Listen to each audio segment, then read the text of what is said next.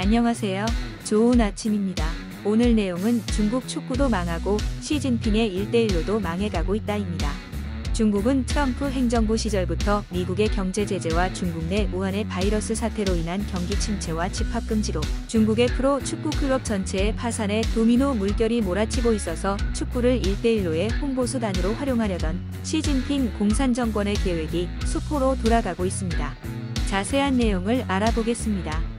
올해 3월 말 중국 축구협회가 새로운 리그 엔트리 명단을 공식 발표했습니다만 중국 슈퍼리그 디펜딩 챔피언이며 우리에게도 익숙한 장수팀과 중국 A리그 3개 팀이 재정 문제로 해체돼 명단에 이름을 올리지 못했다고 합니다.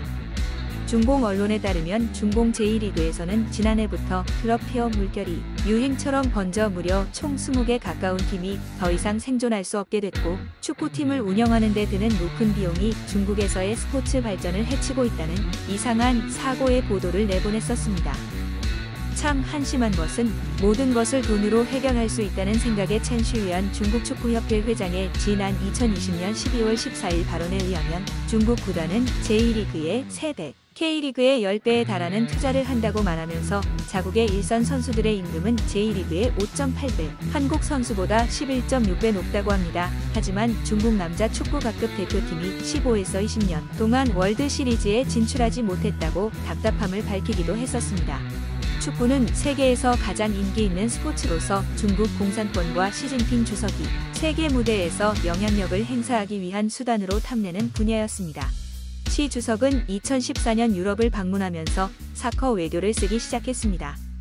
네덜란드, 프랑스, 독일 등지에서 각국 정상과 언론과 축구에 대한 이야기를 자주 나누며 자신이 슈퍼팬임을 드러냈고 중국 공산당의 마우스피스 매체에 의해 외교 무대에 미스터 축구라는 별명이 붙이기까지 했었죠.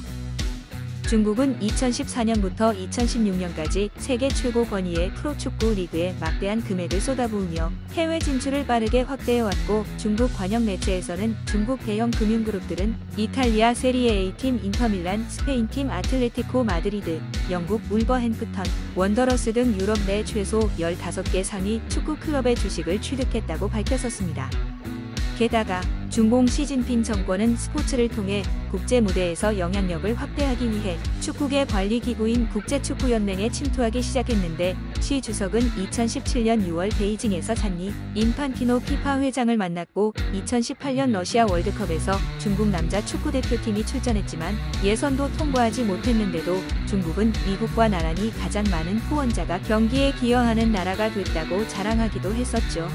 2019년 뉴욕타임스 기사는 국제축구연맹이 중국에 대해 축구 얘기만 하고 인권 언급은 회피한다고 지적했으며 중국 공산당 간부들은 국제축구연맹에서 고위직을 맡고 있으며 이 기구의 의사결정에 관여하고 있으며 장젠 당시 중국축구협회 부회장은 2017에서 2019년 임기 동안 피파 평의회 위원으로 추대되기도 했었습니다. 그리고 2019년 4월에는 중국축구협회 중국공산당위원회 두자오카이 간사장이 2019에서 2023년 피파위원에 선출된 상황입니다. 이와 함께 중공 기업들도 시 주석의 BRI 글로벌 확장 전략을 진전시키기 위해 축구를 활용해왔습니다. 인터 밀란을 인수한 장진동 수민그룹 회장은 2017년 3월 중앙청산소에서 두 차례에 걸친 고위급 국가정치회의를 열어 중국 기업들이 글로벌 진출을 위한 중앙청산소의 1대1로 전략을 지지할 것을 촉구하는 법안을 발의했고 선인그룹은 2017년과 2018년 벨트와 로드 선인컵 국제유소년 축구대회를 개최하기까지 했었습니다. 중국 정부는 심지어 국제축구연맹이 개최한 국제축구연맹 주재의 홍보 축구대회에 피파의 지지를 추가하기도 했습니다. 예를 들어 중국 하이커우에서 열린 벨트와 로드컵 국제 비치 축구대회는 국제축구연맹이 승인한 국제 A급 이벤트가 됐다고 중국 관영 매체가 전하기도 했었습니다. 하지만 중국의 축구 빅머니 경기는 시 주석의 독자적인 정책으로 인해 추락하게 됐는데요. 시 주석은 2018년 자본 유출을 제한하고 특히 축구 클럽을 겨냥해 스포츠 분야 비합리적 투자 단속을 시작했습니다. 이 정권은 축구 선수들의 국제 이적료에 대해서도 100% 세금을 부과하는 등 중공스러움의 극치를 보여줬으며 이는 축구 클럽을 소유한 중국 기업들의 상황을 더욱 악화시키기에 이르렀습니다. 2018년 중국 완다그룹이 아틀레티코 마드리드 지분 17%를 매각했고 2019년에는 포순 인터내셔널이 울버햄프턴 원더러스의 지분 20%를 매각할 것으로 알려졌습니다. 2016년 인터밀란을 인수하기 위해 거액을 쓴 수닝그룹은 2021년 2월 중국 챔피언팀 장수 사커클럽을 해체했을 뿐 아니라 현재 인터밀란을 매각할 예정입니다. 이처럼 중공은 모든 면에 있어서 기본을 망각하고 있으며 경험도 부족하면서도 공산 국가인데도 자본을 무분별하게 활용하고 있는 모순된 이념을 가지고 국가를 운영하고 있는 것으로 보입니다. 뭐든 얻고자 하는 것은 수단과 방법을 가리지 않으면서도 권위와 우월감을 자랑하고 싶어하는 저렴한 사상이 만연된 기형적 국가로 발전되고 있는 것이죠.